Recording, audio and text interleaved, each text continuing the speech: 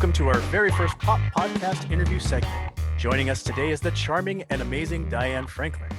Hello, Diane. Hi, how are you? Bonjour. Bonjour. Bonjour. Yeah, Bonjour. mercy buck. I don't know. Merci buckets. Mercy buckets. French That's fries, it. French bread, Peru. Oh yeah. Oh, speaking of which, we Speaking of, wanted to make you feel as welcome as we possibly could, so we prepared a little feast for you.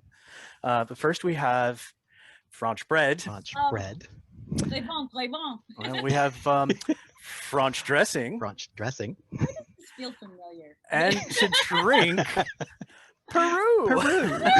Merci. Yeah, interestingly enough, it was my girlfriend's idea. She said, "Can you ask her if she still drinks Peru?" I do. But it wasn't an 80s drink. I think, remember Perrier when it first came out? It was this big thing. And It was such the thing. Oh my wasn't goodness. it? It was so popular. Now, I don't know. According to this, it was an 1860s thing. I was Who very knew? Yeah. So yeah, Merci for the fantastic food. we'll see. I don't know if we can send it your way. How do I get this to you? Yeah. Wonderful. I never learned how to say "you're welcome" in French. I've learned. Diane.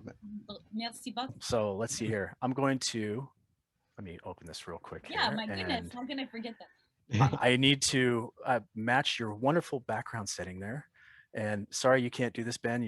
I don't know why you can't. But Because my computer is not beefy enough to support that feature. aha, there we go.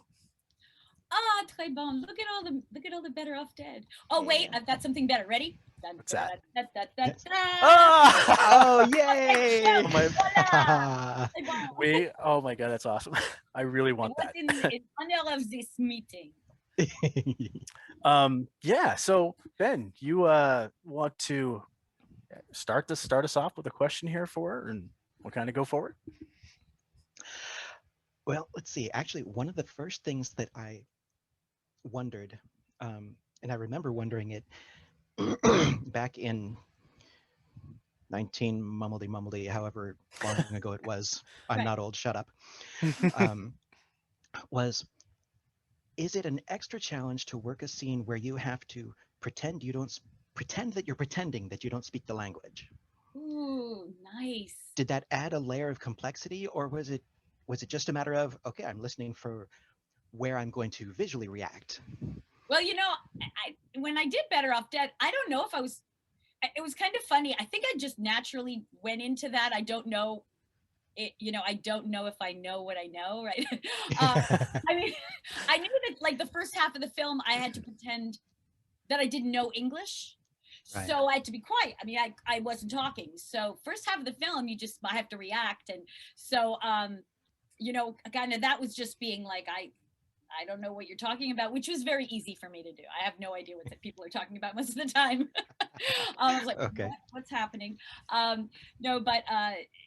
So to play that character, the first half of the film, I was like, I don't know what's going on. But then the second half of the film, I know exactly what's going on. And I actually say, this dockhead, how you say, Ricky. Yeah.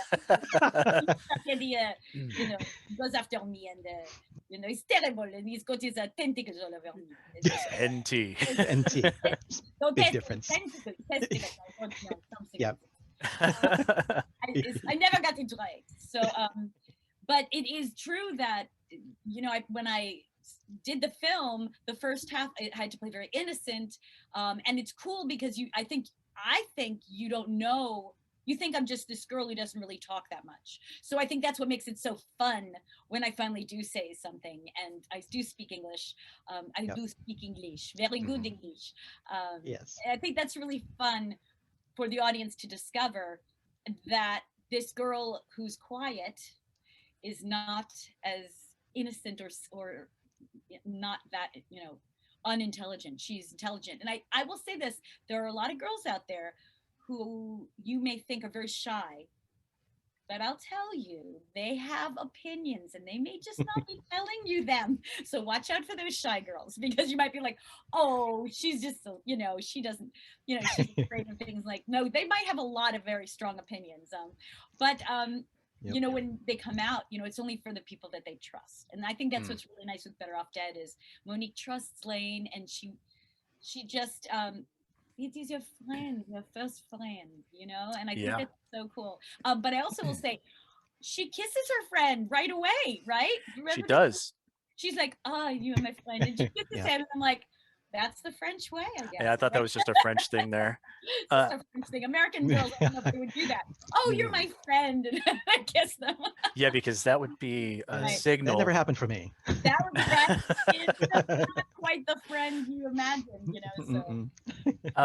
more That fun. leads to my actual next question, which is not so much a question, more of a statement, but I wonder how you feel about it. Because um, nowadays, empowerment's such a big thing, female empowerment, and Mhm. telling everybody that women are empowered. Whereas Better Off Dead, in my opinion, the hero of the film was Monique. And I want to know how you Absolutely. feel about that and what you think of Monique. I'm going to tell you that when I got that role, that was the first thing that hit me was I'm finally playing a girl who is um, independent and and has no problem expressing herself. And for me, I also felt like it was one of those roles. I was so fortunate because I wasn't playing a tomboy. I was just doing things that guys do. Mm-hmm. And that to me there's a big difference Yeah. because up until that film, all the Yes, films there I is. had seen in the 80s, if a girl was like, you know, sort of like wearing pants and a vest and like, if she, you know, wearing that stuff, I would have thought that she was a tomboy. Right. And I wouldn't have seen the femininity.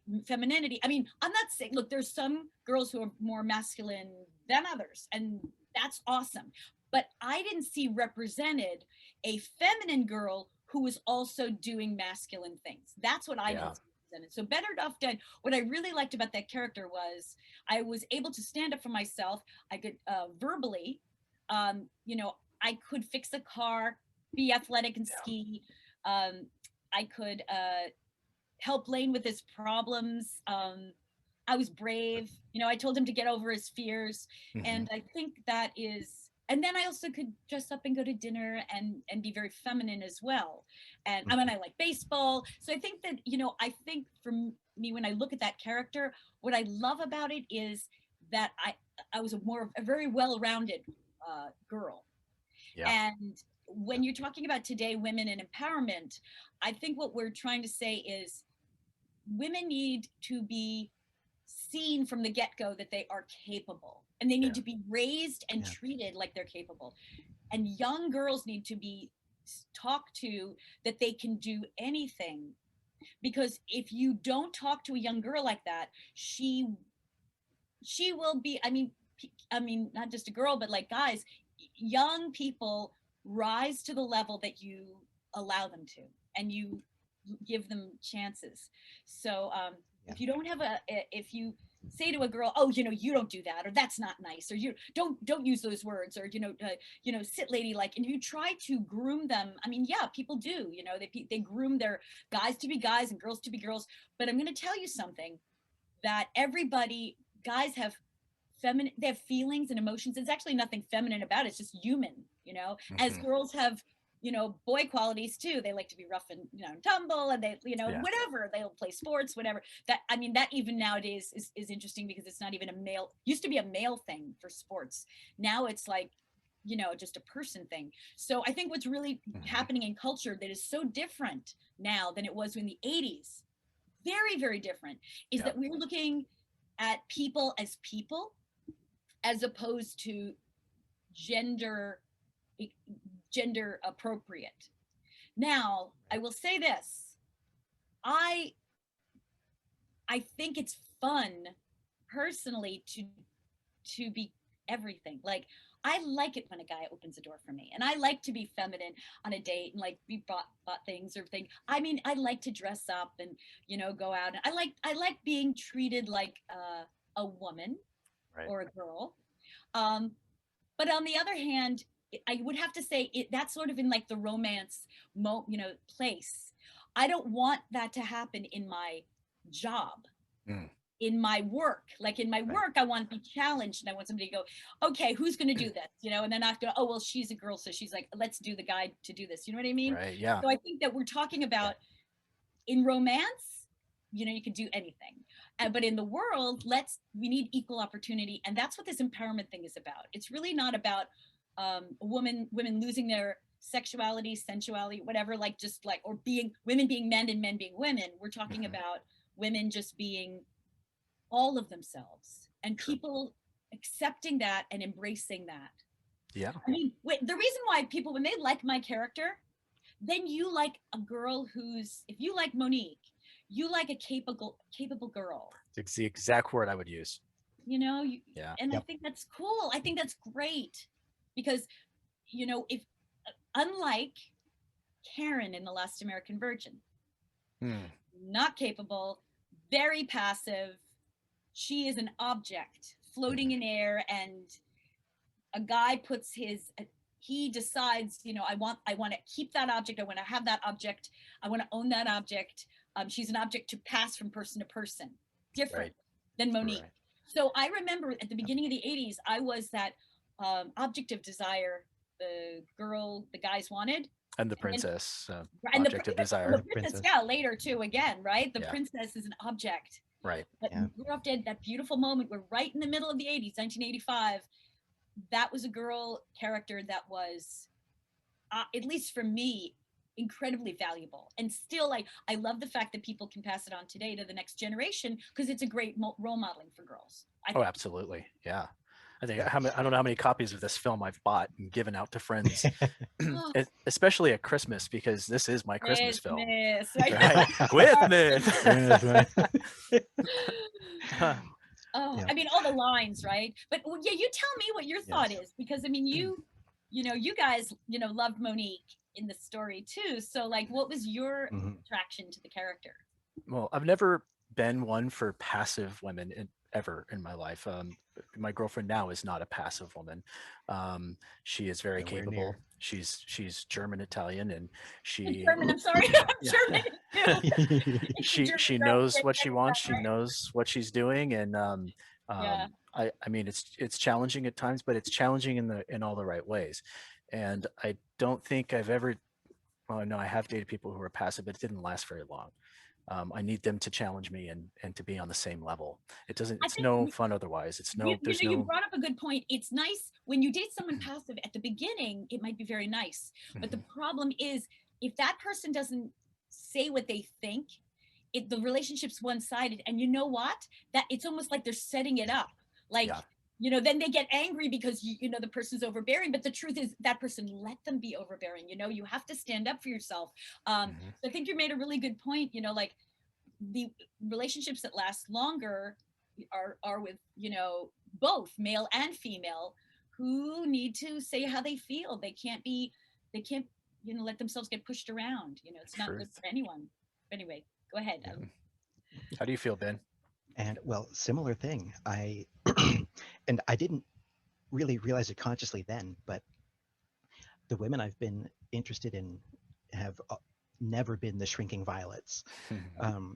They've been the women who had opinions, were not afraid to speak up. Wow. And in fact, as I'm thinking about it now, someone's going to see this one day, but I'll worry about that later. It'll be recorded forever.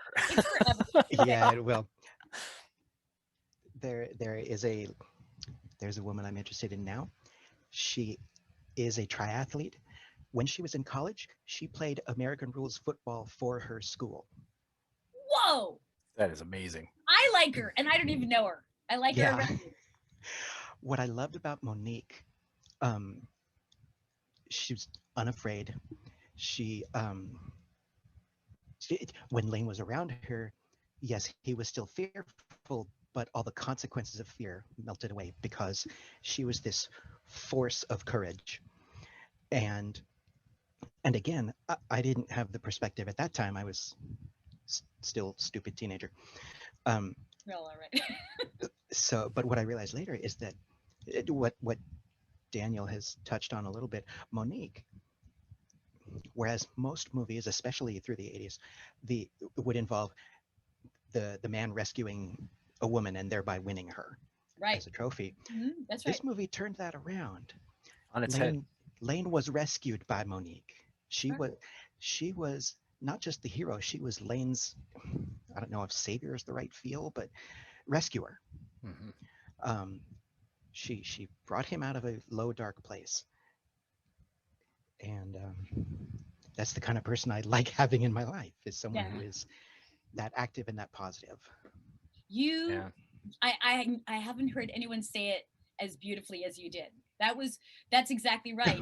It is. It's like, you know, usually a girl has been saved, you know, traditionally, but very few times do you see the girl saving the guy. Yeah. But you know, I mean, I would say maybe more a little bit in action movies sometimes, but not in comedies as much. And Right. I just think maybe this is one of the, you know, this film is such an interesting film. And, you know, I'm writing, I don't know if you both know that I'm actually writing my third book, and it is about Better Off Dead. And Yay. I'm so excited because this film seems to have lived on for so many people who watched it. And so I thought, well, you know, they never did any special features for it. I don't even know why, but so I thought, oh, what if I got all the little details and all the things, and then people could just look at the book and go back in time and, you know, just really enjoy and be in that world, because it's a comedy, but it's also talks about, like, you know, look, people feel like suicide, and that's real, but what saves you is love, you know, love and life. Loving life saves you. You have to find hope and belief in life, and sometimes another person can bring that, you know. So it's fascinating, like, to me, that's Better Off Dead, like, showed Lane, you know, don't put too much stock in this one person. You haven't lived life yet. Go out there and So you're making the special features? That's what it is? I'm making a book. I'm making an actual book, but, you know, it's in lieu of the special features, hopefully. Well, I think it's the special features we all wanted. Yeah. Thank you. All right, I'm excited. Totally looking forward to it. Thank you. I'm looking to put it out this year. It's just taking me a while because of COVID and everything. I didn't want to put it out in 2020. Right. Bad energy. I'd rather put it out, you know, when people are into it. But I agree. Anyway, yeah. But I like the fact that you said that, you know, Monique she saves people. So she's the hero. Yeah. Absolutely. And by the way, the reason why I really liked playing the role is when I got that part, it was the closest part I ever got to who I was as a person. No kidding. And personally, like, I am that person who goes, you can do it.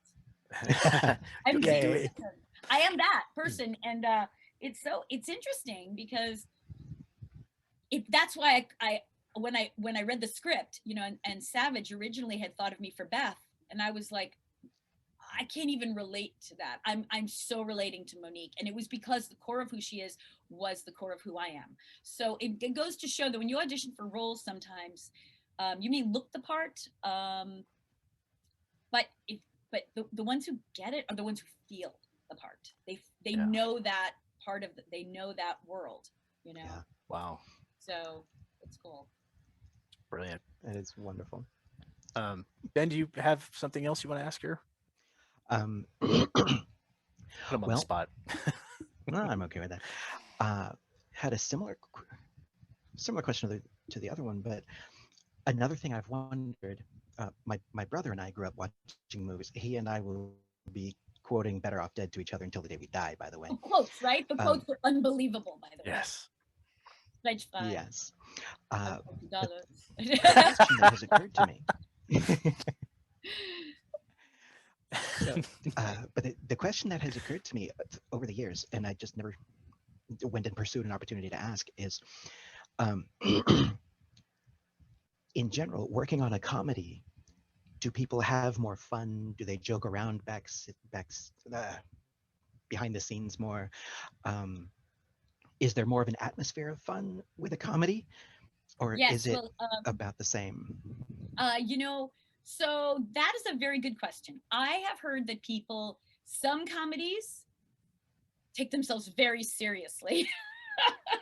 Oh boy. Some comedies I've heard, you know, it can be very tense on the set, But I really believe that a lot, if it is tense on the set, it's because there's a lot of egos flying. And I really think that, but I have to say that in the case of Better Off Dead, we had an amazing time. And I do think that what makes a comedy fun on set, it comes from the director. The director sets the tone for a film. And so if a director allows your actors to improvise, if the director allows like laughter on the set, they have to move the film along, they have to stay on schedule, and nothing gets like, oh my God, no one's like laying back and like not getting things done. But if there's this a feeling on set that he's in control, but he also allows there's a little looseness, it's perfect. Because like Savage, it was great. Savage was 24 when he did Better Off Dead. I think 24 when I know he started at 24. I don't know if his birthday, actually, no, he was 24 because I think we celebrated his birthday right around when we were in Utah. I think that's what happened. But he was wonderful because he was a kid still.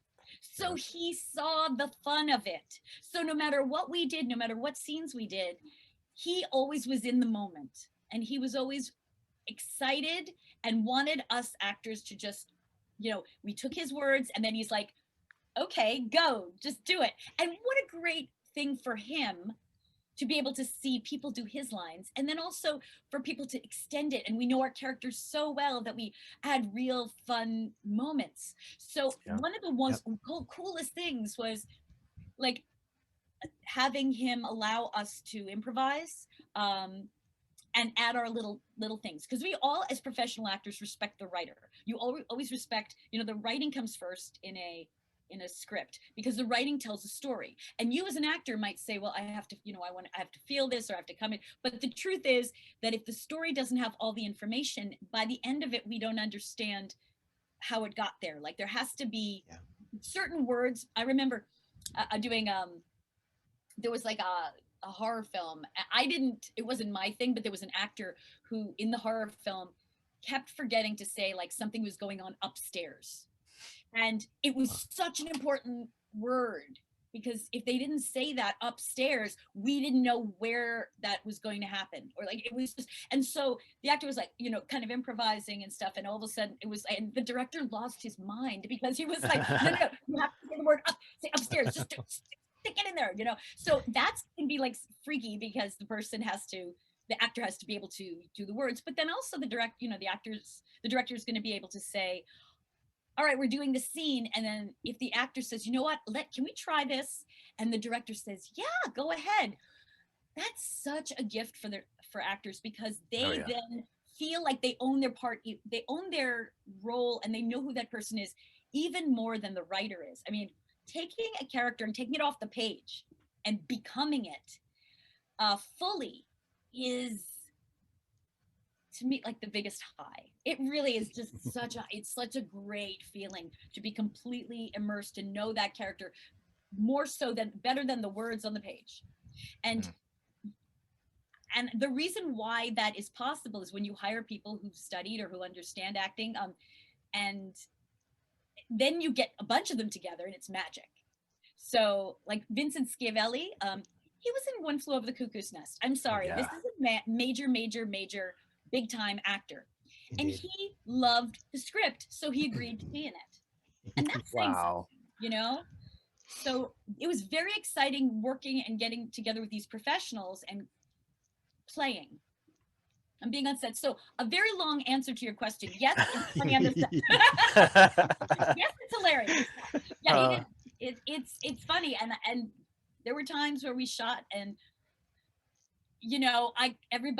my favorite thing is like, when you're shooting a scene and you see people, and action, and then you see them go, because they can't watch it, because they're going to burst through so the funny thing is, in your peripheral vision, you see this, like everybody, like, oh my gosh, like what is happening?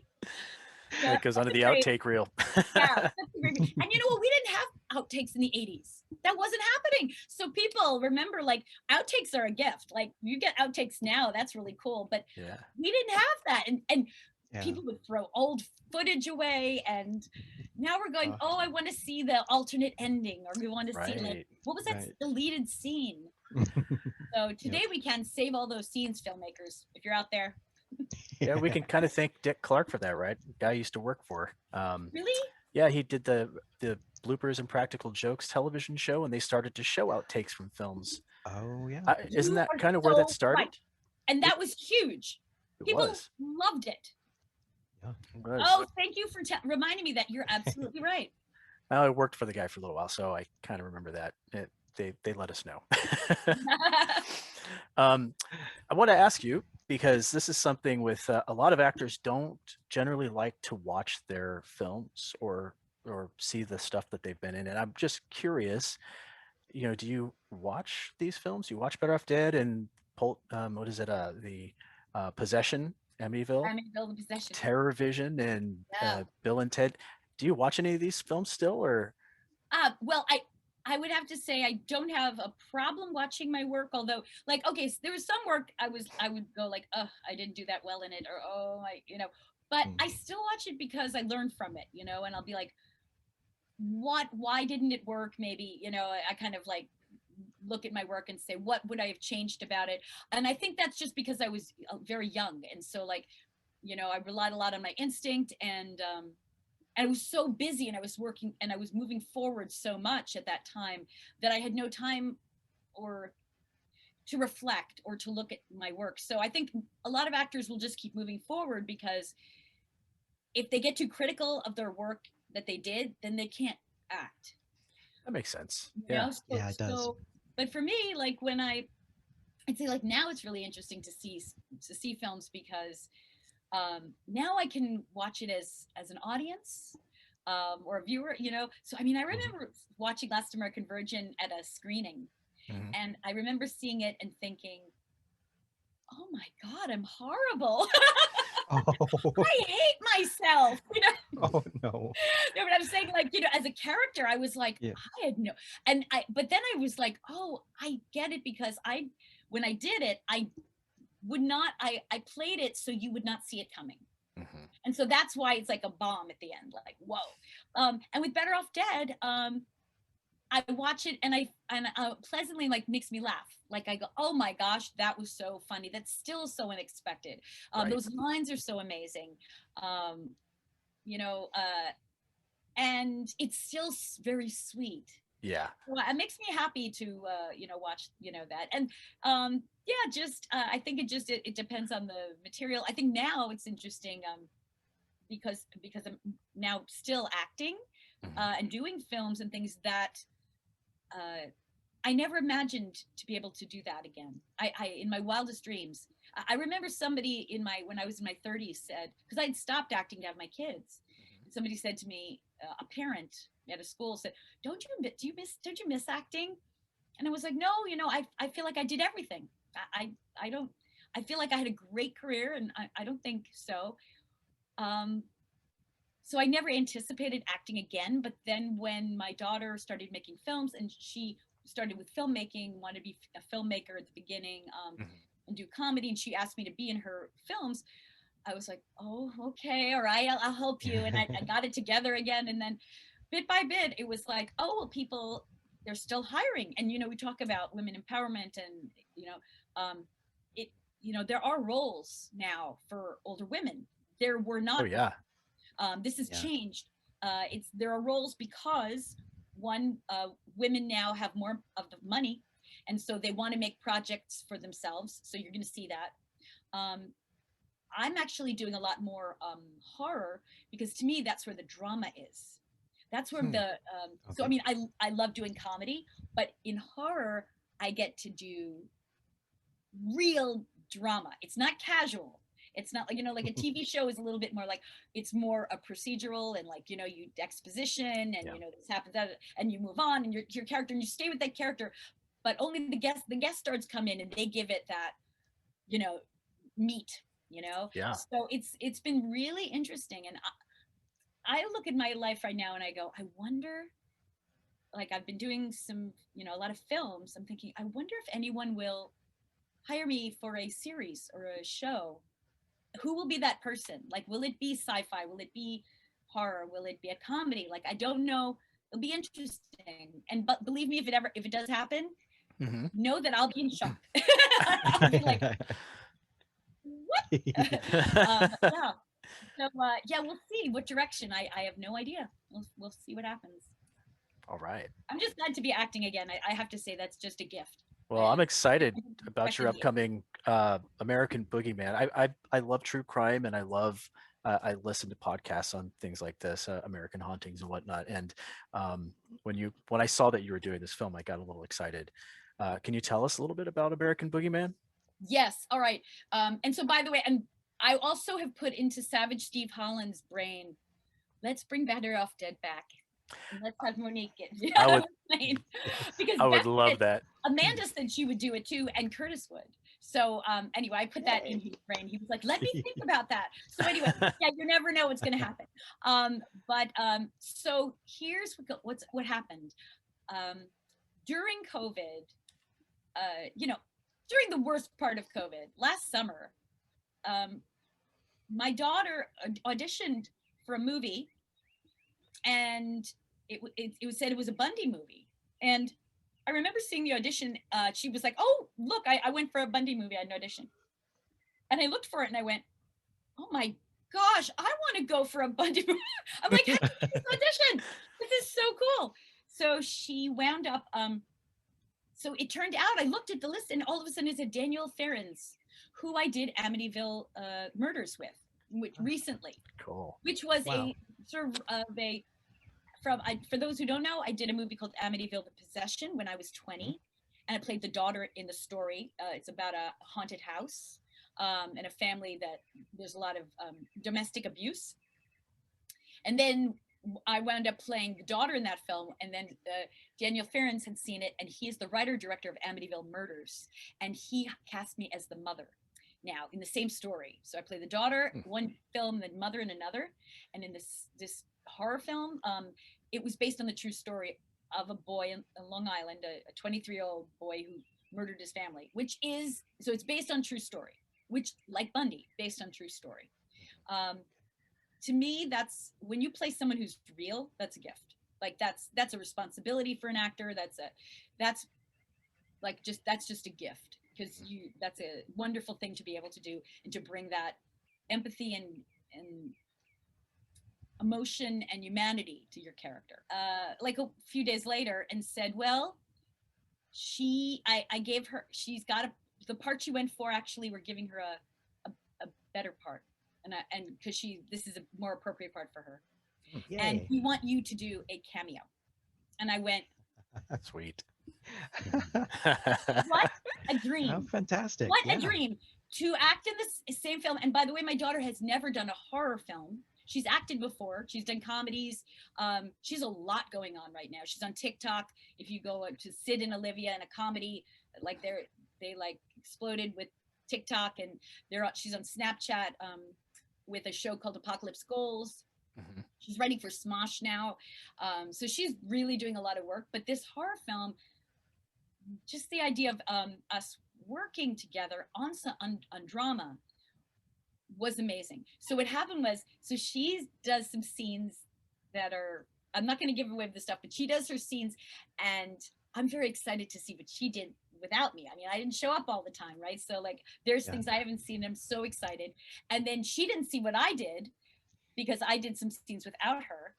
And then and then now we are actually and then there might be a scene where we're together. So it's going to be very exciting, I think, for the audience to see that, because it wasn't planned. And a lot of people, I mean, it just doesn't happen. I mean, maybe some actors, if they own the project, then they can hire their own children, and you know what I mean? Right. Like that, they can make that happen. But this was not that way. And if I wasn't right for the role, I wouldn't have been cast in it. So, but the stars aligned. Yeah, it's lovely. It's a moment. It's a moment that I wish that I had with Bill and Ted's, which was, wouldn't it have been nice for the audience to see me with Keanu again? Yeah. And you know, Olivia auditioned Yeah. for the daughter in Bill and Ted's also. No So kidding. imagine if Keanu and I had my daughter Olivia. That would have been fantastic. Yeah, it was really, I mean, it could have been amazing. And then also Kimberly Cates, who played the other princess, her niece auditioned, or was supposed to audition, I don't know if she auditioned, but she was supposed to audition for their daughter Alex and her. So that would have been amazing if her niece, her niece is in Girl Pool, and there's a band, and so it would have been cool if the two of them played sisters. But Olivia and that girl do not look like Alex and Keanu, so that is why I think they probably went for the other girls as well, maybe more of the look. Yeah. But I'm sure those girls are, I'm sure, like, they seem like incredible actresses. Of course I have not seen the film yet. Have you seen Face the Music?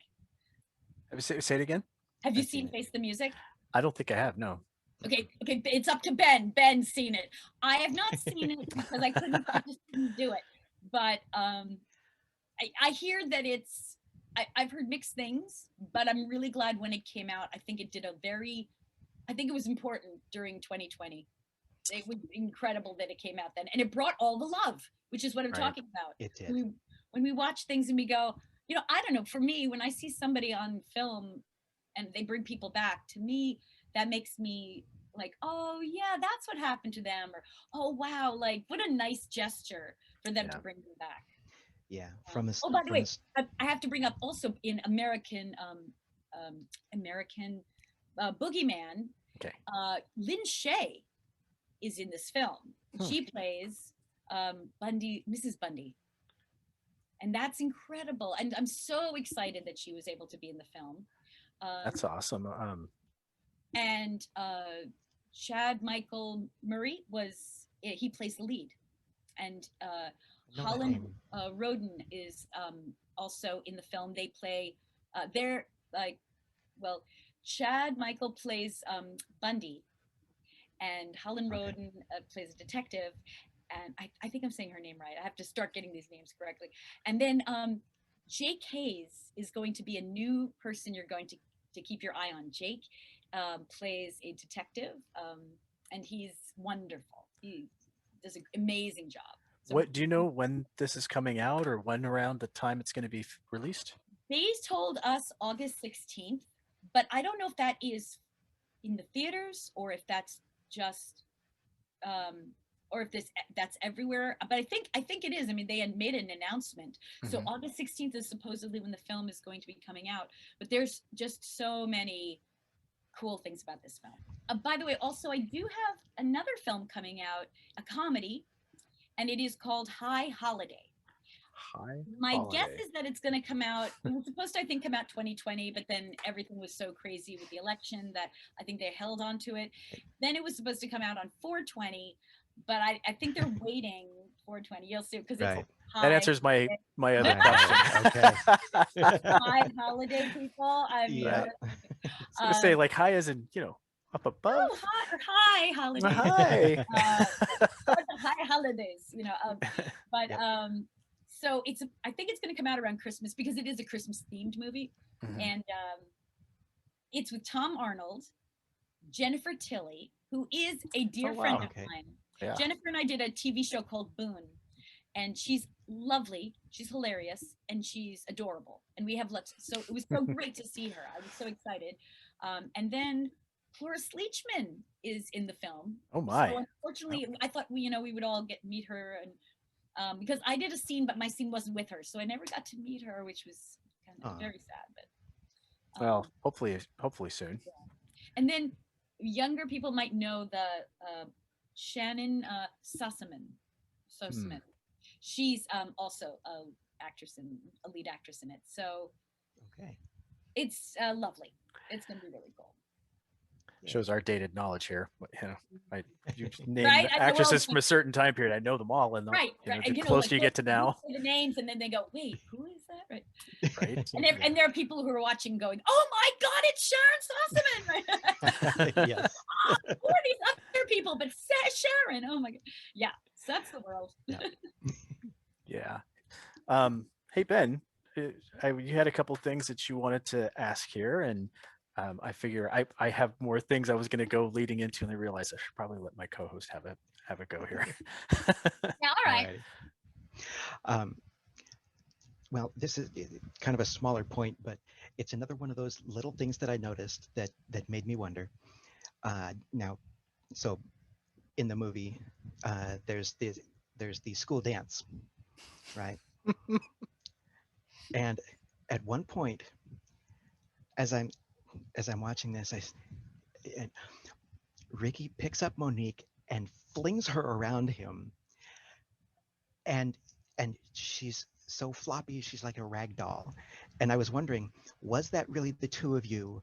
Was there some kind of stand-in, or or did he really pick you up and just fling you around him? Well, Ben, you got it. You nailed it. I told him to. I said, pick me up and just go around. And I completely went limp. I just went completely limp. So I would look completely like a doll. Because remember at the beginning of the movie, like when he plays with that little doll? And I'm thinking, Yes. I'm doing the flashback going, women are dolls to him. They're just things you Wow. play with. And so I was like, just pick me up and I'll just do this. And I'm like, There's a continuity thing I Okay, will see every time I watch the film now. Thank you. yes, Yep. it's so funny. I was like, I'm gonna be this doll. So we choreographed. That's an example of, Savage didn't, he was like, okay, you guys are gonna dance, and I'm like, oh, I have a great idea. Just pick me up. So that was great that he did that. He, like flung me around and it just dropped me. Oh, it was brilliant. And then Absolutely I was like, brilliant. okay, I'm gonna get out of here now. Yeah. But thank you for noticing that, because yeah, these little things like that, everything's thought through. Even going into the Pig Burger. When I walk into Pig Burger, originally it was just me walking into Pig Burger with John, and I was like, this is so boring. You can't do it like that. It's too boring. Put a blindfold around me and walk me in, because That was you. You Yeah, came up with that. That's Oh, awesome. that's wonderful. Yeah, because it makes it so much more interesting. And Monique wants a Yes. surprise. You want to surprise Monique. You don't want her to know anything. You don't know what you want her to know, what this is a pig burger. You don't want to know it. So I told right there, like we were about to shoot it. I'm like, somebody give him a blindfold for me. So It's so much more intimate. Yeah. intimate, and makes every moment in a film. If the audience is watching, well, my goodness, it should be special. Yep. Make every moment count. And I love that scene when John brings me in. And then I discover the TV dinners, and I don't know any different because I'm, from another country. Maybe this is gourmet. I don't know. Oh yeah. Yeah. Yeah. A little autobiography there from Savage Steve. Apparently, his mom apparently was not that great a cook, and at one Christmas actually gave him TV dinners. I just Isn't read that this recently. beautiful? So that's crazy. Just life, the truth. Nothing stranger than truth. I just love that. Poor Savage. Poor Savage. Really Oh man, poor guy. Oh. So we are a podcast about our favorite films and series and such. And I have to ask you this, what yours are, and if you were a guest host, just say you were a guest host on our show, what would you bring to the table? What would you want to focus an episode on?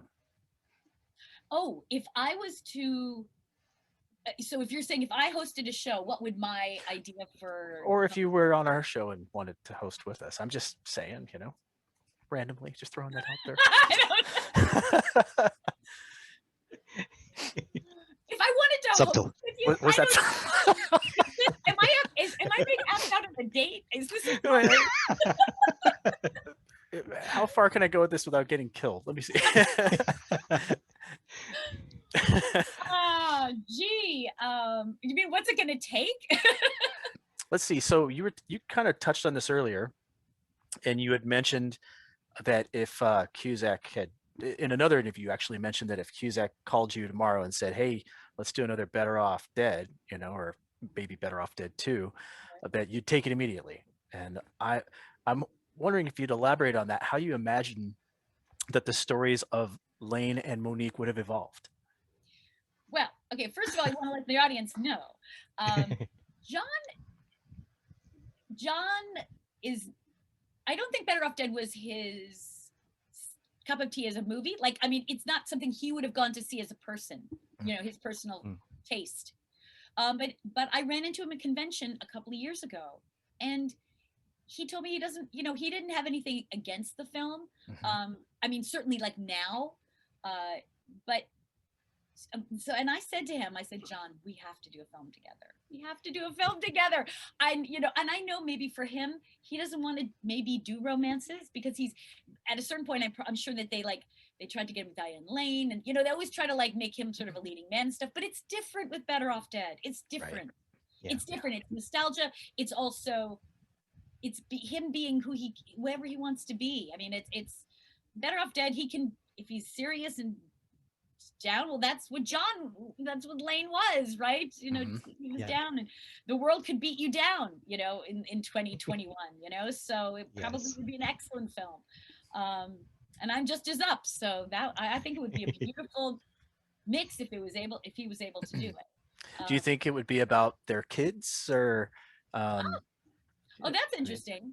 You know, it's funny. I thought Bill and Ted's was going to be that actually. I thought when I heard that they were doing another Bill and Ted's, I thought, oh wow, this movie's going to focus on the kids. But it focused on the adults. So now I'm going, well, wait, no, it would focus on the adults because people want to see what would happen with Lane and Monique. But on the other hand, now that you're bringing that up, it would be very interesting if you saw all the adults doing their lives, but the kids now are interacting in the same school because no one left the town. No one left the my goodness.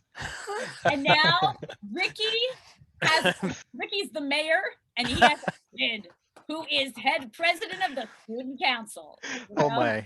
I can see his portrait in the city hall with a crocheted frame. Oh gosh! Exactly.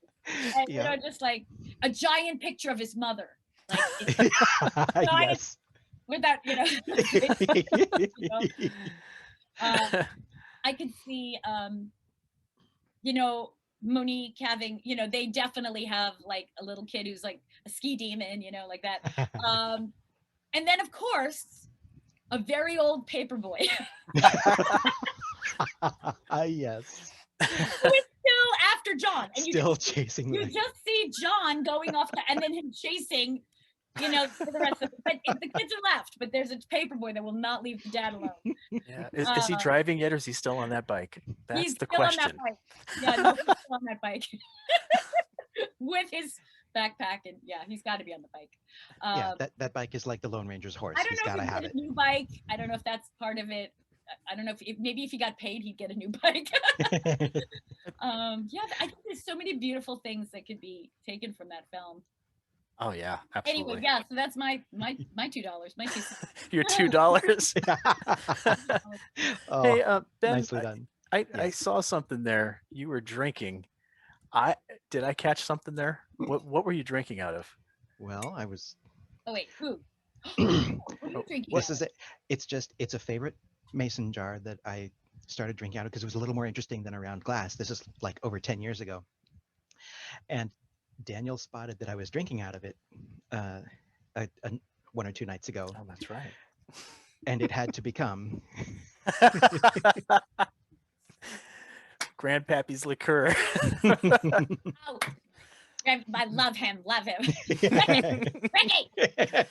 Oh my goodness. Oh, Laura, she made me laugh so hard. Oh, that scene was so, we were doing really well. Okay. We were really keeping a straight face, you know, she doesn't speak English, you know, où sont les toilettes, you know, and that, you know, Savage wanted me to do Monique. That was the first scene I think we shot. And I had to talk with a French accent, but with a lisp. Because he wanted me. Okay, it was just fascinating. I didn't know this, but he wanted to make sure that people would really think I was very cute because he had watched all these movies where I was very scary. So and he's like, I want the audience to know you're a nice person, so let's give you a lisp. So I was talking with a French accent, and then he wanted me to talk like this. So it would be like, oh my goodness. I talk with a lisp. So I would like, où sont les toilettes? It's like, so, I could barely get the words out. And like, he's like, and so you'll see if you watch that film again, when I say, où sont les toilettes, I say thont because we thought I was going to be lisping for the rest of the movie. Okay. Oh my. We're doing great. We're keeping a straight face. No one's laughing. Okay.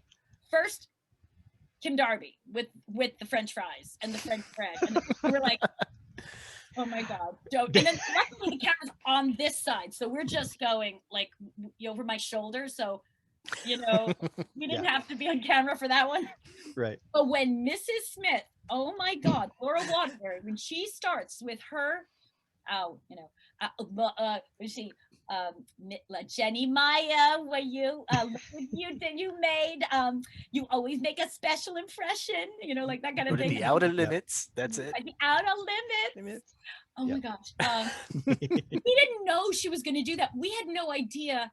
Like at that moment, that was the first time we actually saw Mrs. Smith become Mrs. Smith. We didn't even. I mean, she blew up, but we had started laughing way before that. Like she just brilliant. Because when we did the table read, we just heard the voice, but we didn't see the whole look. Oh my. So it was unbelievable. Oh yeah, the look was brilliant. The '60s bouffant and the cigarette and oh God, it was great.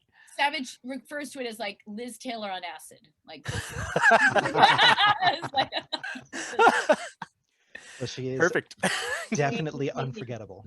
Yeah. I'm so happy that you love this film. I really do. And I can't believe you were drinking the primer. Let me see that again. Did everybody, do you see that? I mean, come on, people. That's devotion. I'm real sorry your co-host blew up, Daniel. Yeah. They say he'll be all right as long as he doesn't eat spicy foods for a while. Yeah. Now I'm feeling like I'm in danger. Oh my. Let's see. By the way, yes, there's another thing I would do. All right. Here's a great idea, which I would love. It would be great to do movies, bring guests on, and everybody takes a role, like you do a scene from the movie. Maybe you do a scene from Better Off Dead. Somebody else plays Blaine. Somebody else plays Ricky. And I know we did a reading of Better Off Dead in San Francisco. And John Heater played Lane's part. And so I got to do lines with him. And I'm a big fan of his. And he was a huge fan of Better Off Dead, or he is. So it was so much fun hearing him do the lines. So it's very cool. Like, especially people watching, it's very fun to have other people play the parts. It's just fun. That's brilliant. Yeah. I mean, maybe that's something you should take up there and, run with it. I got a lot of ideas. I just need the time. I've got so much going on. I just need the time. And it's funny because on this little list of questions I was going to ask you about, you have taken up the mantle on the page, the social media page for Better Off Dead, for at least the Facebook page that I've seen. And are you running that page? Am I incorrect? I am not running that. Oh, you're not. But I do make contributions. Maybe I am. I don't know. I don't know. But there's other people who do the stuff. And so basically what it is that I support people. So like I go, oh, I'll join your group, or like, oh, that's cool, but you manage it. Like I don't know what to do. But I do try to share information wherever I can, because I know that people appreciate it. Like if they get something and they go, oh wait, the French girl from Better Off Dead sent this, like let's look at this. Like and I have things that they'll never be able to see, so like I like to pass it. But yeah, I recently put a picture of Savage and I at Dodger Stadium. It's very far away, cool. but it's actually it was the day we shot my last scene, so beautiful, and it was so cool. So that's why I like going to people. Follow me on Instagram, follow me on Twitter. Instagram's really cool because that's all pictures. It's so great. But follow me, on Facebook too, because I will post different things on my Facebook that I post on my Instagram. Totally different things. Right. So it's kind of like you have to, it makes it more fun. I think it's more interesting. Okay, this is where it gets tricky. Facebook is trickier. I have a Facebook account, but it is full, and I literally have like 600 people on waiting lists to get in. Oh my goodness. That one's full, but I have a group page that is also me, and it's got the 2 pictures from my book. I have books. So Oh, these, yes. you see these pictures on group page, that is Yay. that's me. So I post things there as well. So if you get on there, that's like, so what happened is everybody is like friending me, but then I can't let them in because it's full. So I would do that. And also Diane Franklin, it's Diane Franklin 80 on Twitter. Okay. So Twitter, Diane I Franklin do 80. things like more like news. Like if certainly when my book comes out, I will tweet it. Or Bundy, I will tweet things. You know, I'll tweet things, but I would say I'm more regular on the Instagram because there's more. I'll do like retro pictures. I mean, I like surprising my audience. I like, you know, because I really feel that that's, you know, going back to nostalgia, seeing some pictures you haven't seen, what's happening now. Am I doing a convention? I actually have a convention I'm doing in Virginia this year, supposedly, if everything goes well with COVID. Let's hope. Scares for I'll never say it right. I'm gonna say scared for cares. Cares for scares. No, that's wrong. Scares that cares. That's what it's called. Okay. And so there's one Okay. of them. But they're a wonderful organization, and I'm going to do a convention for them in Virginia in end of July, beginning of August. And then I'm supposed to go to Florida, in, I think Orlando, Phantasma or something like fantastic, I'll say, convention in Orlando in like October. And I'm supposed to do also 80s in the Sand in October, which is a week-long 80s party. Literally 80s celebrities, Oh my 80s goodness. bands. Check out Wow. 80s in the Sand. I So- sound like a commercial, but they don't tell me to say this, but I've been going every year because it is amazing. A week-long vacation with everybody who loves the 80s.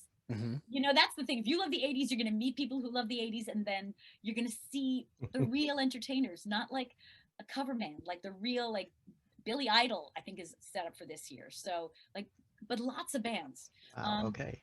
And then I'm Wow. supposed to also go to London also in October for something that is called the Misty Moon Gallery, and they're lovely. That's exciting. Cool group. And so I'm supposed to be doing, I That still do sounds things. cool. So yeah, so it's good to connect with me on social media because you never know.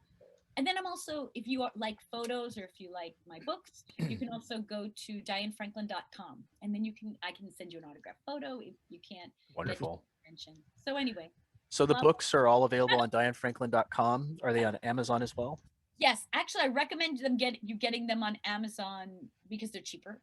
But if you send them to me, then if you buy them on Amazon, then and you come to a convention, I will sign your book for free. So that's the thing. If you buy the book, bring it to a convention, I will sign it for free. Okay? Yeah. You plan on doing any West Coast conventions in the future here? Not right now, but probably. You know, if Wonderful. it works out. And Let us know. Convention, like people don't know this, but if you want an actor to come to a convention, call the convention people, like connect with the convention and request that person because they listen to the patrons. And if you want someone to be there, you say, hey, I really, really want this actor to be here. I would definitely go. I'd bring friends, whatever, because they really need to hear it from the patrons. And that goes for anybody, not just me. Okay. It's good to know. Right. Very good to know. And just so I can clarify for anybody listening, because when you post a podcast, it can be listened to 5 years down the line. It's currently 2021. So these appearances she's making are happening this year. Right. 32, right? I'm no longer alive. Or any of us, I don't know. Yeah, I don't want to say better off dead, but that's right. Oh no. Oh goodness. Oh, my heart. Let's see. So we've got the plugs here for the books and for your social media. You've got the Ted Bundy film coming out, The American Boogeyman. Yes. Is there anything else you wanted to plug while you had the opportunity here? Okay. Yes. All right. Terrible, but I do. All right. Well, that's what it's. This is your chance. I mean, yeah, take it. I'm such a mom. All right. So anyway, this is an extra thing. My son is a musician. Okay. Oh, wonderful. but he's shy. It's Like, I don't know. I'm doing this anyway because and his music is so beautiful. But his name is nice. Nick De Laurentiis, and he's on Spotify. Oh, And wonderful. he does, he has his own music that he does, which is, all I'm going to just say to you is he's poetic. He's beautiful. He's deep. It's gorgeous. It's not 80s. All right. It's more contemporary that, but he plays the upright bass. Mhm. And so he Nice. is he plays an orchestra, a classical orchestra. So his music, he's got the education to be able to write these incredibly beautiful songs. All right. So he has that. And he also was in a band called Swatches. So that's very 80s. And they have like an indie sound too. So you can check him out on both those platforms, those things. But if you do like 80s, I'm also going to plug Jake Hayes, because Jake Hayes, who's also in the Bundy film, is a musician. Oh, And great. he is on Spotify as well. Now, do not get confused. Remember this. All My right. son has red curly hair. Jake Hayes has red straight hair. All right. Not the same person. They are not the same person. The curly hair is Monique's son. Straight hair, Jake. Okay, so Well, so yeah, I'm just Nice. clarifying that. because you brought back the curls. Yeah, because I brought back the curls, so curly.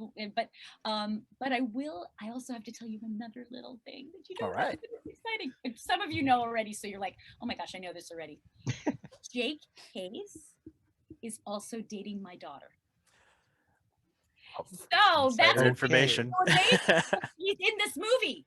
So we are all in That's this so movie. neat. I'm acting my daughter and my daughter's boyfriend, who wasn't even like it was like a whole separate story. That's a whole separate thing. Nothing to do with us. Like he Oh just my. got it on his own. So anyway, Wow. Cool. there are Um, some very fun stories that about is so cool. the music and the movie. So I think it's awesome that you're plugging your daughter and her your boyfriend. daughter's boyfriend. I mean, that is Yeah. so great, so supportive. You know. You know, Yeah. I can't help it. I love them so much, and it's exciting. Like I've seen Elizabeth E.G. Daily. She Mhm. has kids, and she talks about her kids' talent. It's lovely. It's just a gift. I think it's, again, everyone's got different tastes. People who come to see me, I know that they're more like in the 80s, so they may not like certain music that they like more of an 80s theme song or whatever. And I totally get that, but I still want to pass the information on because I'm so filled with love about it, and I think it's interesting. I think you just don't see that a lot. Maybe, I don't know. You don't see parents going, "I love my kids," so I love my kids. I totally get it. My mom is very much like that. And Yeah, right. she supported everything I did, every stupid thing I did too. And Yeah, it's I wonderful. act now. Otherwise, I'd be totally driving them crazy. I could not do that. So I have to act now. I have to. It's just wonderful though. Thank You brought up Yeah. E.G. Daily, and one of our other questions we had kind of on this list was how many of the cast do you still stay in contact with? Yeah, I do. I stay in contact. E.G. Savage, Curtis Armstrong, Amanda. Actually, I ran into Danny.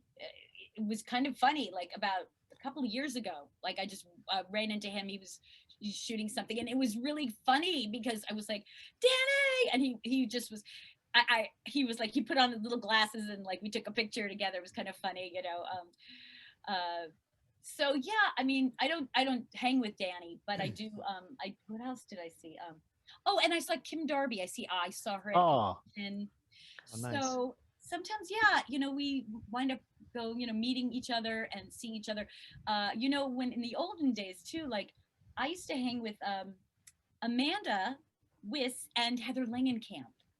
We were all friends, and then we all went and did our careers, and it's like, how cool. Now I've seen Heather at another convention, so it's very fun going to these conventions because even actors are excited to meet the people that are there. Jill wow. Schulin and Suzanne Snyder. I don't know if these names ring a bell, but those of you who know Not all of them. 80s No. actresses, it's fun. And I don't know if you know the movie Mean Girls. There's a girl, Lizanne Yes. Shaw. And Lisanne and I used to do like modeling when we were like 12, you know, when I was tall enough to be a model. And then it's so cool. So we still connect. And I think it's almost like, I guess, would be like in high school where you get together with your high school friends and you're like, oh my gosh, I haven't seen you in so long. So anyway, yeah, so I see them once in a while. And Amanda and I want to do a movie together. That's the thing. That would be cool. That Yeah. would be fun. Does Lane know that his squeeze and his ex squeeze are talking to each other? That's what we have to do. The exes. We have to do the exes getting together. I like that. That would be brilliant. Yeah. I'd watch it. I'd never liked him. And what is it? No, you know, we would have the thing where, you know, he'd be like, "Oh, you want to go get coffee?" And I'm like, "Yes, but let's get a croissant instead, right? Come on." Oh God, yeah. So you know, I think we've got a lot of stuff here, a lot of content. We're gonna obviously hit an editing point somewhere in here and make this all seamless. You know, not movie magic, but podcast magic. And it's been so much fun tonight. I'm so stoked that we got the chance to come and sit here and talk to you. You know, one of our favorites. Very happy. Very, very happy. Because Better Off Days is still alive. It's not dead. It is. That's right. It makes me happy. And you are our most important and favorite interview, because not only are you the first, but that makes you the most important. And you are welcome back anytime you want to come back here. Anytime you want to promote something, just let us know. And we'll even, you know, we will let you guest host if you'd like. So. All right. All right. All right. I will that would be fun. I take you up on that. All right. Wonderful. Well, thank you again for joining us. Did you have anything you want to say here, Ben? Simply, it'll sound a lot like a repeat, but it has been such a pleasure meeting you and talking with you, and hearing all of the things that you have, the fun things that you had to share. Thank you for listening. Yeah. Absolutely. And yes. And thank you for your time. Yeah. I very appreciate. Actually, one more thing I can share with you. I was one of the first people I had to call and tell that I was getting to interview Monique was my brother. We grew up watching movies together, and we watched Better Off Dead over and over and over. And I was reflecting on it at first. I realized, you know, when I was 17 and had just seen the movie, if someone standing next to me turned to me and said, "You know what? 35 years from now, you're going to get to talk to that girl," I would have told them they were off their tree. I would have bet any amount of money. Look, I don't get to meet people like that. And it was such a neat moment for me to realize, oh my goodness, I get to talk to this person now. It has been an absolute delight. Thank you so very much for joining us here. Wholeheartedly agree. Well, merci. Thank you for having me. Ben, that was very sweet. And guess what? I want to take your brother's phone number now, and I want to call him. Oh my. Right? So can I call him right now? Yes. Right? We're going to tape it on the air, okay? Right, oh my gosh. Okay. All right. It's, you know, it's funny. It's programmed in my phone. I have no idea what the number is anymore. I have done that. What is his name? His name is Andy. Andy. Okay. You better answer, or I'm going to leave a message. If not. Okay. Ben's brother now. I'm calling Ben's brother. All right. Because it has to be done. All right. He's a fan of Better Off Dads, and it's time for him to have a little surprise and say, "Thank God this is my brother, Ben." Look, I have. Oh, come on, Andy! Please pick up the phone.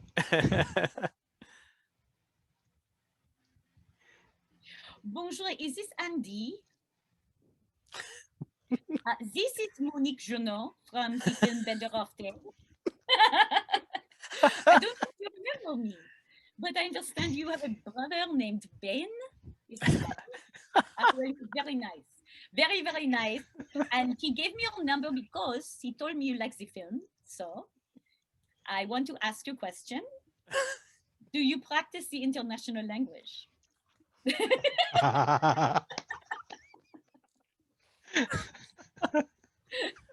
If not, you better get going because it's very important. You have unfinished business. Oh my. Hi, Andy. So anyway, this is Diane Franklin. I just had to say hello. I just figured, what else are you gonna do, tonight? But just talk to the French exchange student from the film in 1985. Right? Yeah, you're gonna hang out, and I figured you're home, and it's COVID. Why not? So.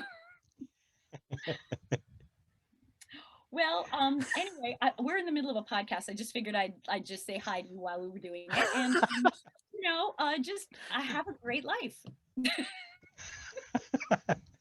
All right, and remember French fries, French bread, and Peru, okay? And raisins, oui. And remember, celebrate Christmas. All right, okay, bye. Oh, that was Yay. brilliant. Oh, that was so much Yeah. fun. Thank you. You're I welcome. think you just made his life right there. Yeah. Crying. He's crying. That was awesome. Well, that's sometimes you never know when I'm gonna do something crazy, and there you go. So That your brother is going to he's gonna be like, he's not gonna believe it. He's gonna be like, "What did you called me during a podcast?" And Now it was so good. the world has seen me calling Andy. So Yes. And you were so much nicer than Yay. Sam Kinison when he called people. So